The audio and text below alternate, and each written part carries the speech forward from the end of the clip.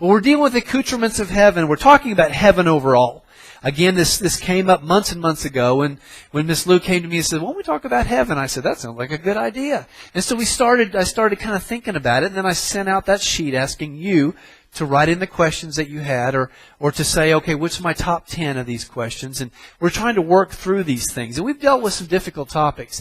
If you've missed some of these, you may want to go back. Everything's on the website, and we do a good job of keeping that pretty much up to date. It's really within a few days of when we do something, it's all up there. If we have events coming up, you'll usually see banners on the front page, and we'll have a little bit of information about it.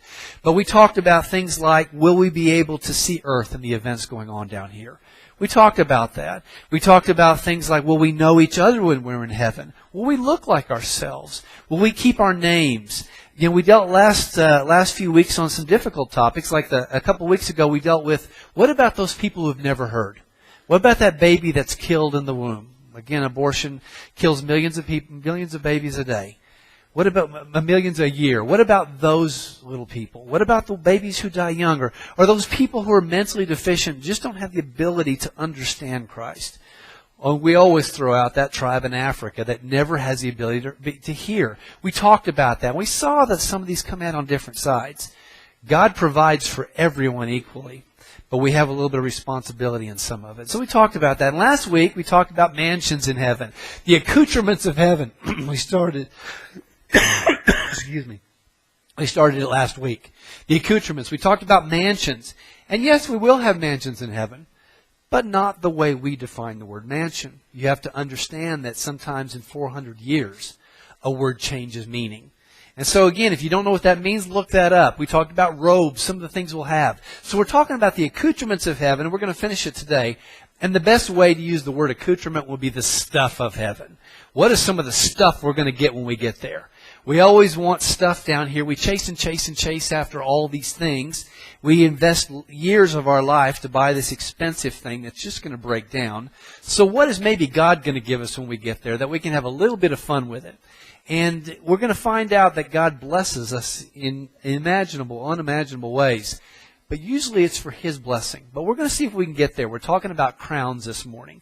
Again, everybody likes a good crown. We'll see if we can get there this morning. But I want to remind you, no matter the weather, the things we talk about here, you're happy with or not. And I'm reminding you, I don't care about your church tradition. I'm sad I'm sorry that if you came from another kind of tradition that says this about this thing, okay, that's fine.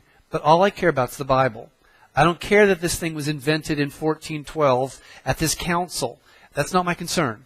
My concern is, can I find it here? And if I can't, somebody made it up somewhere. Okay? And I don't care about things that people have made up. I only care about what God wrote in His Word here. And so every one of these things we're dealing with may not be dealing with a passage in the Bible about heaven. Because there are only a couple places that talk about heaven in the entire Bible. So we have to sometimes pull from something else to understand what God has for us in heaven. And so again, I'm reminding you, whether you're happy, you're sad, you're indifferent about some of these answers, some of the things you never heard about. Mansions was something I didn't think about for 46 years of my life until I actually studied it. And I found out what it really means. Some of these kind of things, maybe we're a little disappointed, but I'll remind you that we're disappointed on this end because of what we're anticipating. When we get to heaven, it's going to be great. It's going to be glorious. It's going to be better than we could have imagined on this side, ever would have imagined. And it's going to be something that we wish we would have been there earlier. So I want to remind you. So say this verse with me. Revelation 21:4. He will wipe away every tear from their eyes. Death will no longer exist. Grief, crying, and pain will exist no longer because the previous things have passed away. So right now, if you're having physical ailments, at some point it's going to stop. If you're having spiritual problems, you're just having anguish, you're having emotional trouble, you're wrestling with kids, or you're trying to get your relationship back on track with your husband or your wife, understand that God has good things ahead. Now, He can work those things out here, and He can.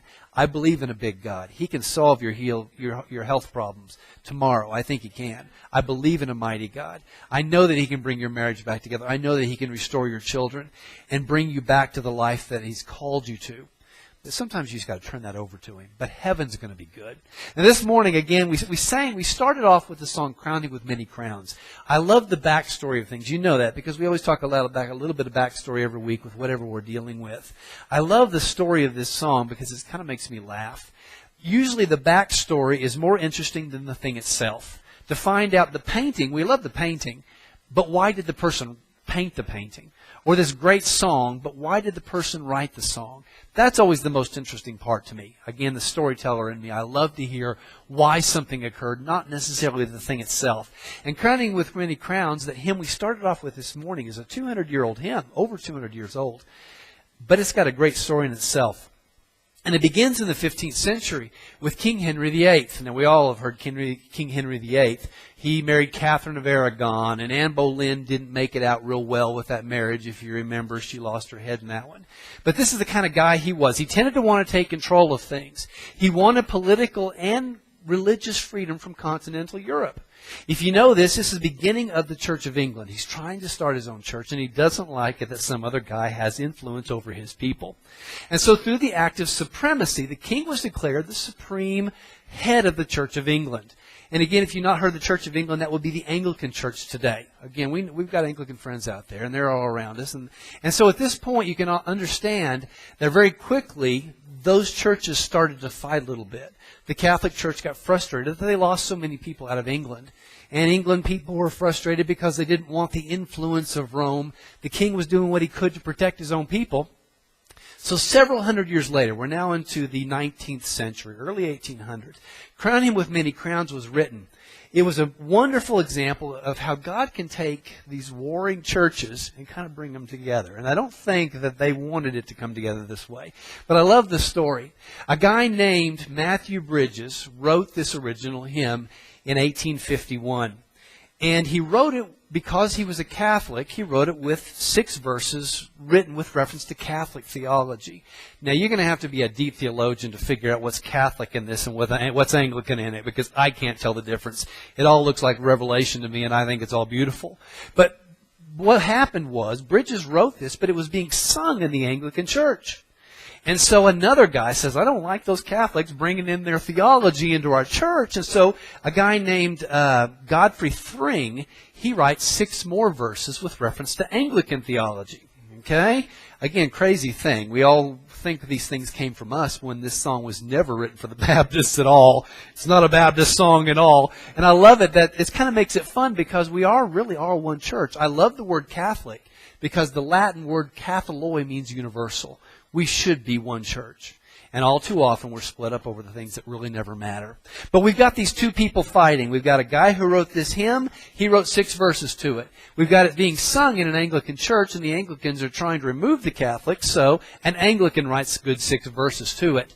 And what normally you end up with 12 stanzas. Now, if you look at the hymns, we always talk about how we want to sing the hymns. These hymns, most of them have a lot of stanzas to them. The Baptists pick 3 or 4 and put them in the book. But they may have had 10 or 12 or 15 when they started. And so interesting enough, most hymnals will have 6 verses in there. 1, 2, and 4 were written by Bridges. 3, 5, and 6 were written by Thring. Now, if you look at our Baptist hymnal, we have 4 verses total. 1, 3, and 4 were written by Bridges, and number 2 was written by Thring. But what I love it when people say, we need to sing those great Baptist hymns. And they're talking about those oldies but goodies, and they weren't even written for us, and they never thought about us when they wrote them. And so, again, you love the kind of story. The story behind it's almost as interesting. Again, Anglicans and Catholics fighting to write a hymn for their own church. Again, it makes you laugh, and I'm sure God's grieving over it. But it's an interesting story, and the hymn is beautiful in itself. I love it. But this morning we're talking about crowns. Will we get crowns in heaven? We sang about them. We sang about Jesus having all those crowns, and that's what that hymn really focuses on, the crowns we lay at His feet. But let's see if we can get there. We're going to be in 1 Corinthians, so open your Bible if you've got it. Again, if you've got it, we're about 80% through to the right. Written by Paul to the church at Corinth, a very cosmopolitan city with a lot of problems because they had all kinds of Greek issues, they had all kinds of Jewish issues going on it. Written around AD 56, one of the earlier books written. The basic theme of this book is the application of Christian principles on an individual and a social level. You have all these people coming together with different backgrounds, and they're trying to worship together as one. something, the same thing that can happen for this church today. All of us have different backgrounds, different educational levels, different socioeconomic levels. We sometimes come from different parts of the country. But we should be able to get together and worship Christ together as one body with one focus. It shouldn't be Catholics versus Anglicans versus Baptists versus all the Presbyterians and the Episcopals. It should be one universal body lifting up the name of Christ. And so that's what he was trying to do in that church, and that's what we're trying to do here. But we're going to be in 1 Corinthians 9, verses 24 and 25. So I want you to stand with me as we honor God's Word. 9:24. Don't you know that runners in a stadium all race, but only one receives the prize? Run in such a way to win the prize. Now, everyone who competes exercises self-control in everything. However they do it to receive a crown that will fade away. But we a crown that will never fade away. Let's pray. Dear Lord, you're almighty, and I thank you for this time, Lord. I thank you for the way Paul wrote to this church. And this morning, Lord, we can get the powerful message that you had for them today. And Lord, show us what it is to be in heaven this morning. We say this in your name. Amen. Please be seated.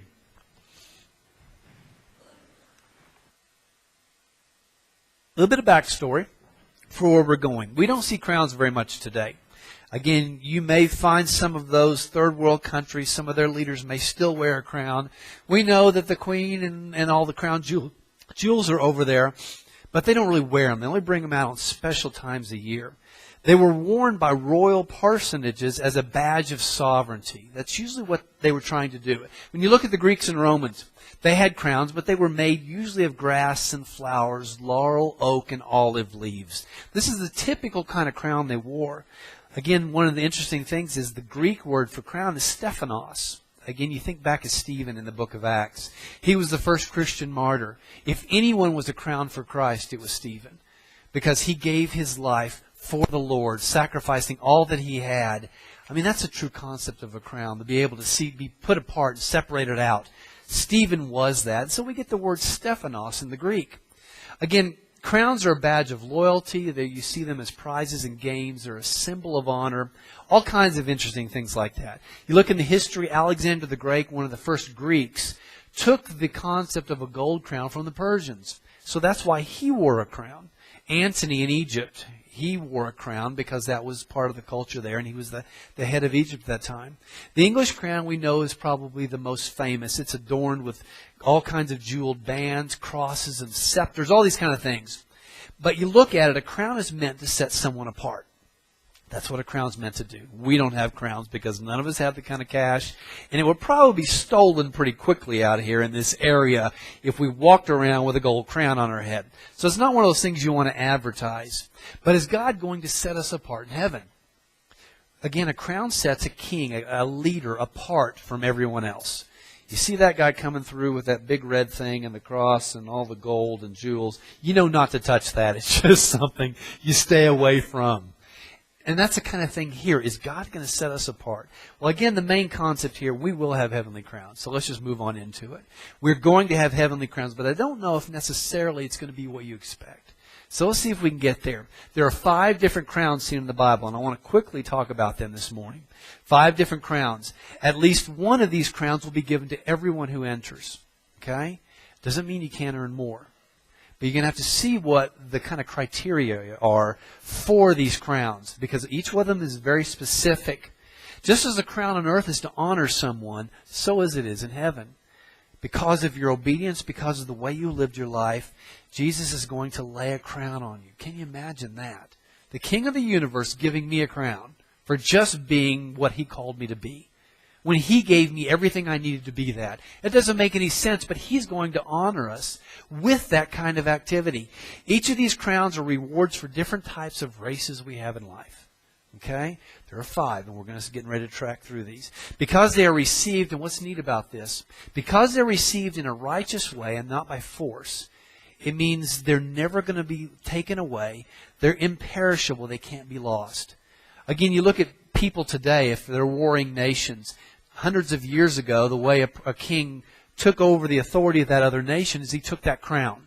If he could kill the king and take the crown, he's now in charge of the nation. That's what you see. So those are corrupt, and those can easily be lost and removed.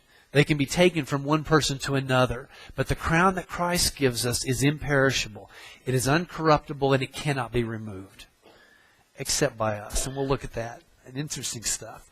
Again, 5 crowns. And the first crown this morning is an imperishable crown. An imperishable crown. That's pretty much what we talked about this morning.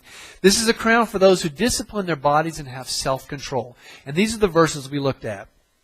It says, "Don't you know that runners in a stadium all race, but only one receives the prize? Run in such a way to win the prize. Now everyone who competes exercises self-control in everything. However, they do it to receive a crown that will fade away. But we a crown that will never fade away." We're working for something different than the world works for. Again, many of us spend lots of time chasing this thing, this beautiful vehicle or the beautiful house or the newest hobby that we're trying to think. And guarantee the minute we buy it, it's starting to break down. It's starting to fall apart on us. But what God can give us will never fall apart. Again, Paul was using an athletic metaphor, and I love it because he was very obvious in trying to reach people and where they would understand. He's wanting to show us how to compete in life. Okay? Run in such a way as to win the prize.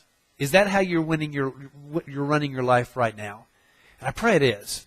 I pray you are, because at that point a great crown's coming for you. But if you're running weakly, if you're happy with 3rd or 4th, which I know I never am. I don't enter anything to lose. To me, first runner-up is first loser. That's not a bad attitude. I know I've got it, but that's how I am.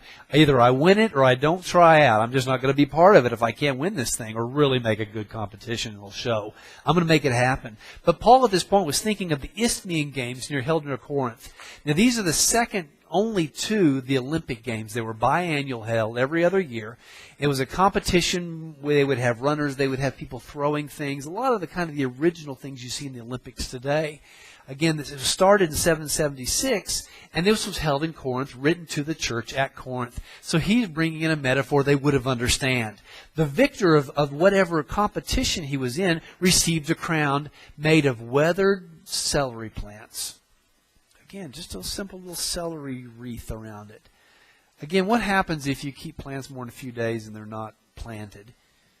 What happens? They don't last very long. I know my wife, once in a while, she'll get flowers for something, and she'll dry them out and put them in a book or something like that. But you can guarantee you start touching those things, they just... And this is what had happened. They were running for a prize that's going to wither away. Yet we run a race in life that shows Christ in everything we do. That's what we're supposed to do. And what we win is going to be something imperishable.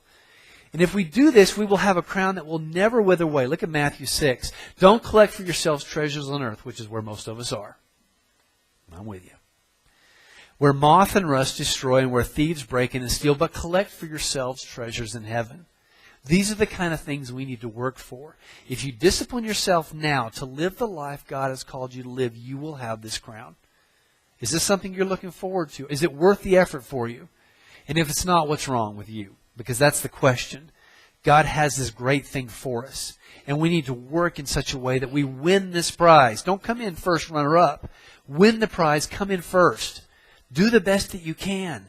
Again, look at 1 Peter. Praise the God and Father of our Lord Jesus Christ. According to His great mercy, He has given us a new birth into a living hope through the resurrection of Jesus Christ from the dead and into an inheritance that is imperishable, uncorrupted, unfading, and kept in heaven. This is what is coming for us, for those of us that are disciplined in life, for those of us that stay strong, that use our bodies to glorify God in every opportunity we can. This is one of the crowns we might have. Some will receive this imperishable crown. Is this you? Is this one of you right this morning? I hope it's all of you. I'd like all of you to get all 5. That'd be all kind of cool. We'll all be in the 5 club when we get in heaven. Here's my 5. You got your 5. Good. You're in the 5 club. That would be cool. But most of us aren't willing to work that hard. We're not. And so this morning, are you willing to? Will you receive this imperishable crown? So that's the first crown. The second crown, some of the accoutrements of heaven. Some of the things will be given. The second crown is the crown of rejoicing. This crown is for those who obey Jesus' great commission. And some of you, this is your gift. Again, I know this is my mother-in-law's gift. She just brings people to the Lord left and right. It's her thing. If you're willing to share your message to everyone around you and do your best to let them know how great a mighty God is, then you might receive this crown of rejoicing. Matthew 28:19. Go therefore and make disciples of all nations. Is that you? Are you willing to sacrifice everything to ensure that you can tell the story of Christ? Now this crown comes from 1 Thessalonians, so listen to this verse. For who is our hope or joy or crown of boasting in the presence of the Lord Jesus at His coming? Is it not you? Now at this point, Paul is writing to the church at Thessalonica. He's writing to those people, and what it is, he loves these people. They listened to him. They listened to his teachers, and they became great followers of Christ. He can't say that about most of the other churches he wrote to in the New Testament. But the church at Thessalonica he liked. They did their best to follow him. They did their best to be examples, to share Christ's message in everything they did. They listened to his teachings. They became great followers. 1 Thessalonians 1:6. Here's exactly what they did. And you became imitators of us. That's Paul saying that. Of us, me. And of the Lord, when in spite of severe persecution, you welcomed the message with joy from the Holy Spirit. No matter what you went through, you had joy. Again, this is where we need to be this morning. Again, many may hear God's word and they're never changed. I know that. These people had a joy where joy was hard to find. They had a joy when everything should be unjoyful. They had joy. And again, we can read through the book. They were very persecuted. It was a difficult time to live for these people. But you know, when you look at it, if anybody should have joy, it should be Christian people. As Christians, we have more to rejoice in than anyone else. Philippians 4:4, rejoice in the Lord always. I say it again, rejoice. We have salvation. The world doesn't. We have hope to know that we have eternity with God and Father. The world doesn't. We should have joy. The Thessalonian people did. Again, we also know that at some point our pain will cease. No matter what your pain is this morning, at some point it's going to stop. Look at Revelation 21:4, which we read earlier. He will wipe away every tear from their eyes. Death will no longer exist. Grief, crying, and pain will exist no longer because the previous things have passed away. If that's not a reason to rejoice, I don't know what is. Because this is coming for all those who know Him. This is what you get to wait for because you have accepted Christ. Now, if you haven't, we'll talk about that later. But at this point, if you know Christ, this is your destiny, so you ought to be joyful. Again, because of these reasons, we should tell everyone. Listen to this Daniel book, a verse from the Old Testament. Those who are wise will shine like the bright expanse of the heavens, and those who lead many to righteousness like the stars forever and ever. This is what God thinks about those people that tell of His story. They shine like the stars. Do you want to shine like the stars? Is that your life? Do you want this crown? And if it is, you need to get on the ball. And again, just because you haven't been there yet doesn't mean you can't be there. Just say, please, Lord, get me back on track. I want to be this kind of person. I want this crown. Some will receive the crown of rejoicing. I hope it's all of you. It is. I hope it is. But I know some of us in this room will get this one because that's your heart. Again, so we've seen two crowns. Let's go to the third one, the crown of righteousness. Crown of righteousness. This is for those who are ready and waiting for Jesus' return. Again, we're waiting. Again, it's kind of like the concept, I know when my parents or Cindy's parents come and the kids know they're within 10 minutes, what happens? The kids go out into the front yard and they start waiting for the car to get into the driveway. Again, we've always lived a long way from any family. And so when the family comes, it's like a huge deal. It ought to be a huge deal all the time. But it is especially when our family comes because they can't wait to see it. They're in there, they're out the parking lot waiting for them to come in. This is what we should be doing with reference to Christ. Again, 2 Timothy 4. This is reserved for me in the future, the crown of righteousness, which the Lord, the righteous judge, will give me on that day. And not only to me, but all those who have loved His appearing. Those who are looking forward to Jesus coming back. Through all of the discouragements and persecutions and suffering, even death, we know that our reward is with Christ in eternity. And so we ought to look forward to it. Now, all too often, this is something we start doing as we get older. The closer we get to that side, we start looking forward to it more. But it shouldn't have to be that way. The minute we accept Christ, we should be looking forward to Him coming back. Because that would be all kinds of fun if He came back right now. Again, we're going to be spending time with Him. What a joy that would be. He's going to set this world straight. He's going to clean it up and start it over. And we can be part of that. What a joy that would be. So it shouldn't be necessarily something we just do as we get older. It should be something we do the minute we know who Christ is. Again, Philippians 3:20, but our citizenship is in heaven, from which we also eagerly wait for a Savior, the Lord Jesus Christ. This crown is for those who seek Christ's righteousness in His return. Are you looking forward to Him coming back? There's nothing wrong with saying, I'd like to see my grandkids. I'd like to, have a few kids of my own. I'd like to get married. I'd like to at least get through college. We all think about these kind of things. But there's nothing wrong with saying, God, I look forward to maybe getting through college or getting my own wife or getting some kids of my own. But Lord, if you came back today, what a joy that would be. That's the spirit we need to have. God, because this life is not mine. This life is yours. Now, I'm going to live it as best I can while I'm here. But until that point, if you come in and break it up at some point, we're going and we're all ready to go. This is the kind of person you need to be. Some will receive the crown of righteousness. Is this you? Are you ticking off which ones you got? You ticking off which ones you haven't gotten? Are you saying, I don't got any of them. I don't think I'm there yet. Well, we still got 2 opportunities. Let me get to the next crown for you. Maybe this one's yours. And again, I'm not wanting to discourage you. If these are not your heart, it doesn't mean that today you can't start being this person. You can't say, Lord, please forgive me for not being where I need to be. Because these 5 crowns are the perfect Christian person. Our heart and our mind are focused truly on what God has for us. So let's go to the crown of glory. This is another good one. Again, this is the elder's crown. Again, just recently this church got elders. And the reason we did it is because I see them in the Bible and I think it's biblical. I think we need those who are leading. We need those who are serving. We're all servants of a sort, but we're just guided for different things. But this is the elder's crown. This crown is for those leaders, pastors, elders, teachers who are godly examples to the flock of believers that are entrusted and assigned to their care. So this just isn't a crown that maybe I can get. This is a crown that if you are just a person who takes in a few kids and you teach those kids, or if you're a person who works in some center somewhere and you're doing everything you can to be entrusting to these little people, or these senior citizens, or whatever it is, whatever your ministry is, if you're doing your best to tell Christ's story and you're doing your best to live your life in front of these people well, this is a crown that you can get. It's for you. Just because I defined it that way, and that's kind of what we see in the Bible, I think anyone who's a teacher, if you're teaching someone else, even if it's the little ones, if it's the big ones, if it's the young ones, if it's the old ones, this is the crown that might be for you. Now we get it out of 1 Peter. And when the chief shepherd appears, you will receive the unfading crown of glory.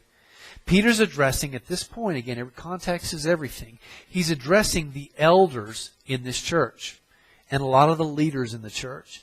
They are to shepherd, and when he talks to them, he says, you're not to oversee them. You're not to lord over these people or extort money from these people. You are to serve these people because that is your gift and that was what God's called you to do. And that's where we all are to be. We're always just to sacrificially give our lives. These people are to be examples. And this is a tough one because this means we have to live our life at all times the way Christ would have it and not just when we're in front of the people. Again, you understand, and I told you from day one that people are watching you. They are. Whether you like it or not, you're being watched. Again, it may be me watching you. I'm a watcher. I just look at people. I look for trends. I want to see what they're going to do. They're going through this difficult time. How are they going to react? These are the kind of things that I indirectly ask myself all the time. And I'm always blessed when I see the way that you guys go through situations. It just shows your love and your faith in the Lord Jesus. But if they do this, they will receive a crown of glory. This glory refers to the nature of God and His actions. Now you understand that glory involves God's splendor and His brightness. This word also means praise and honor, something we would bestow to God alone, something that's due Him. Now listen to this in Isaiah 42:8. I am Yahweh, that is my name. I will not give my glory to another or my praise to idols. Now something you need to understand about heaven that we don't get down here is glory is a commodity that He can give. I can't give you glory. I don't know how that would work, but God can. God can bestow glory to those He chooses to. And He's very selfish about it. You're going to have to earn this one. His glory are His. The way that He deals with His brightness and His splendor is something He has earned because of His sacrifice. But in heaven, it's a commodity that He can give at will. And He will to those people that have been obedient to Him. Again, Romans 8:18, for I consider that the suffering of this present time are not worth comparing with the glory that is going to be revealed to us. So we see that glory has kind of a physical quality to it that we can't really understand. But it will be totally revealed when we get to heaven. Are you going to get this crown of glory? Are you that elder, that person who's leading God's people? Are you that teacher? Are you that deacon? Are you that person just loving those little kids in the nursery and telling the little Bible stories to them? We've got people over there right now doing that. Telling little Bible stories and playing little games with them about the Lord. Is that you? Are you living your life in such a way that you will receive this? So there's 4. Which ones have you gotten? Which ones are you working on? Which ones do you need to start spending some effort on? Again, all of this is a matter of changing our lives. If we see that this is the standard that God has for us, and this is what He's wanting out of us, we need to start working toward those things that God would have. So let's get to the last one, the crown of life. Now this is the martyr's crown. For those who patiently endured testing, temptations, trials, and even death. And we know that right now, around the world, right now, Christians are being killed. They will receive this crown. This is coming for those people. This is probably the most serious and probably the most glowing of all crowns, because you gave everything you had for the sake of Christ.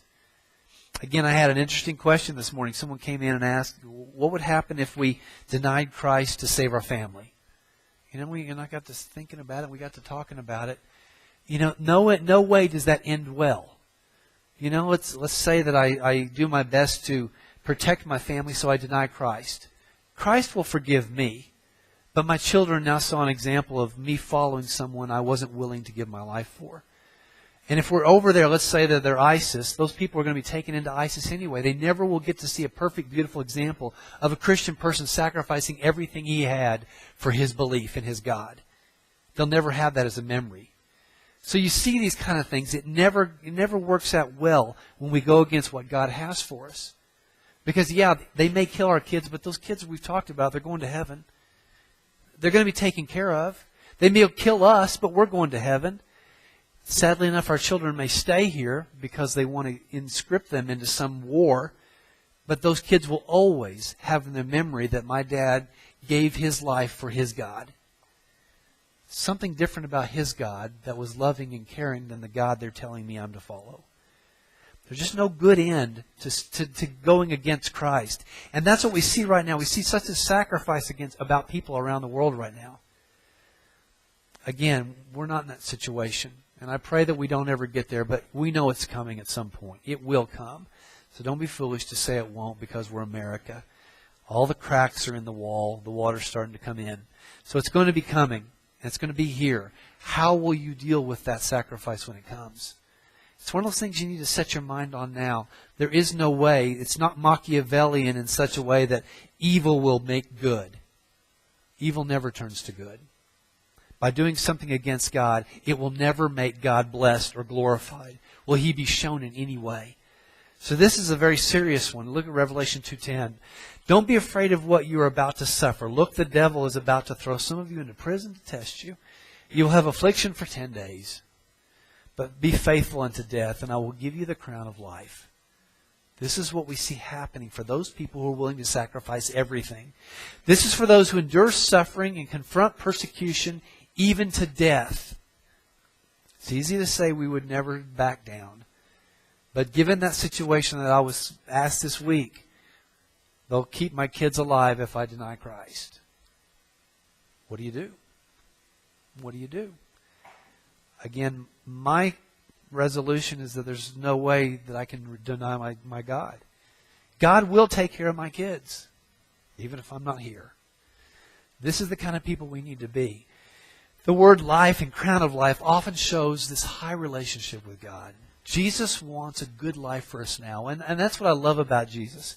If you're going through difficult times now, listen to this verse. A thief comes only to steal, kill, and destroy. I have come that you may have life and have it in abundance. So if you're going through physical pain, turn it over to God and see if He will heal you. We have elders here, and I believe in James 5. If at any point you say, I want you to come and I want you to lay hands on me and anoint me with oil, I believe in James 5. We as elders will do that for you. But it's something I'm not going to just 5 minutes. We're going to prepare ourselves. We're going to get our heart right. We're going to follow James 5 at that point.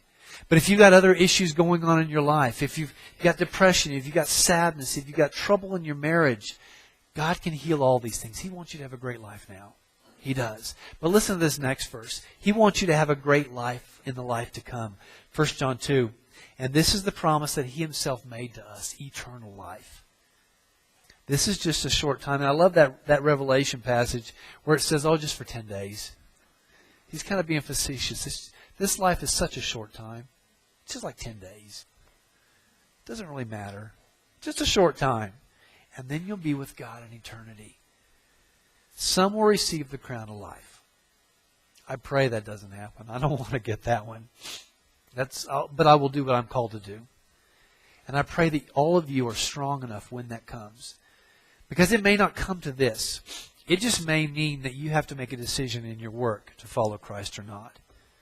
Your boss imposes sanctions on you saying you cannot do this anymore. My mom works for the public school system in Tulsa. And they've threatened her more times to get her Bible off her desk. She says, read your Bible at work. She has no trouble putting that thing out there. She says, if you want to fire me, you can, but you'll have a lawsuit. Okay, simple enough. It's your choice. Okay, I'm going to have my Bible. I can have it. I know the law. You'll be losing this one. She fights when about every month. Somebody will say, you need to get that Bible off there because that's against the law. No, I know the law. Just bring it on. Bring it on. We'll deal with it. That's the kind of people we need to be. We always have to stand up for righteousness. And God will bless us. My mom is respected so highly because of her beliefs in a world that says she can't have those beliefs. Again, school system, it doesn't make sense. This is not ISIS. This is the Tulsa public school system. But often they sound the same. It shouldn't be that way. But this is the kind of people we need to be. So there are 5 crowns. The imperishable crown for those who are disciplined. Those who live their life the way they're called to live. Is that you? And if it's not, you can change today. Please say, Lord, forgive me and let me start a new path. So that's one. The crown of glory. This is for the leaders. If you're not a leader, then find a way to start ensuring that you're helping other people and leading other people, teaching other people about the ways of Christ. Again, just ask forgiveness. Lord, let me start new today. What about the crown of righteousness for those who are waiting for Christ to return? If that's something you've never been excited about, maybe you want to get there. Because that crown's coming for those who keep looking forward. Maybe it's today. Yeah, this would be a great day. It's going to be a great day either way, but God, it'd be even better if He came back today. If not, I'll just plod through and we'll make it another day. That kind of people. Be that kind of people. Crown of rejoicing. Those who are gifted in evangelism. Everywhere you go, you're telling about Christ. Again, my mom she has no troubles. Again, she knows when to do it, when to not. They're not going to be in a business meeting and she's going to be telling her story to everybody. Hey, let's talk about it. I need to evangelize all of you. But she has no trouble praying with people at her desk. And she's been there 40 years. She has no issue with that stuff. If somebody comes up with a difficulty, so let me pray with you right now. That kind of people. Is that who you are? Or the last one, the crown of life, the martyr's crown. So far, none of us have gotten that one. It doesn't mean it's not coming. So prepare your life today. Again, look at James 1:12. A man who endures trials is blessed because when he passes the test, he will receive the crown of life that God has promised to those who love Him. So the question is, how do we love God? How do we love God? 1 John 5. For this is what how those who love God is, to keep His commands. And this is not talking about the 10 Commandments. This is meaning following the pattern of life that Christ set out for us. Again, reading this thing. This is just an autobiography of God. That's all it is. If you want to know how to live your life, why don't you look at Jesus' life? And that'll be a perfect example. It's about as good as it gets. Anybody else is going to be an example often in how not to live your life. Abraham or David or even Peter denied Christ. Again, we know that God forgives from these things. But do you want to live that as your example? Read through, understand the great and mighty God that we have. Again, look at Hebrews 12. When we talk about focusing on Christ, it says, keeping our eyes on Jesus, the source and perfecter of our faith, who for the joy that laid before Him endured a cross, despised the shame, and He sat down at the right hand of God's throne. We must stay true to the life that God has called us to live. Again, just like mansions, let me get to this last little caveat here. Just like mansions doesn't necessarily mean what we thought it meant. And you can look that up if you didn't hear it. There's a realization that needs to be understood with reference to these crowns. What's great is that when we receive these crowns, it's not going to be the 5-crown club. You know, it'd be fun to have that 5-crown club, but I don't think that's our spirit when we get to heaven. Because when we receive these crowns, it's not like I'm going to be the Queen of England up there, all pretty with my big the satin, red satin in there, rubies, pearls. It's going to be great. That's not what we're there for. Listen to this verse in Revelation. The 24 elders fall down before the one seated on the throne, worship the one who lives forever and ever. Here's what they do with those crowns. They cast their crowns before the throne. They say, "Our Lord and God, you are worthy to receive glory and honor and power because you have created all things, and because of your will they exist and were created." These crowns are something that God gives. He gives us this glory. He blesses us. He bestows us with these things so that we can give them back. There'll be no way that we can keep them because we will see the great and mighty God in His pure glory, and there will be no way I can keep a crown on my head. It's just not going to happen. There will be no way. I'm going to be thrown to the floor in His majesty. So even though, can you imagine a great God saying, "Well done, thou good and faithful servant." He places this crown. I'm going to my knees, putting that crown at His feet. This is the kind of God we serve. So we're not going to have those crowns. I'm sorry. The accoutrements of heaven have nothing to do with mansions. They have nothing to do necessarily with robes or scepters or crowns. They have to do with God providing for us in such a way that we can give it all back. So that we can get around the throne and celebrate His glory, His goodness. We will have crowns in heaven. But it's not a status symbol. It's not a power symbol. It has nothing to do with the things we would see on earth. They're going to be imperishable. They're going to be beautiful. But they're going to all be given back to Christ.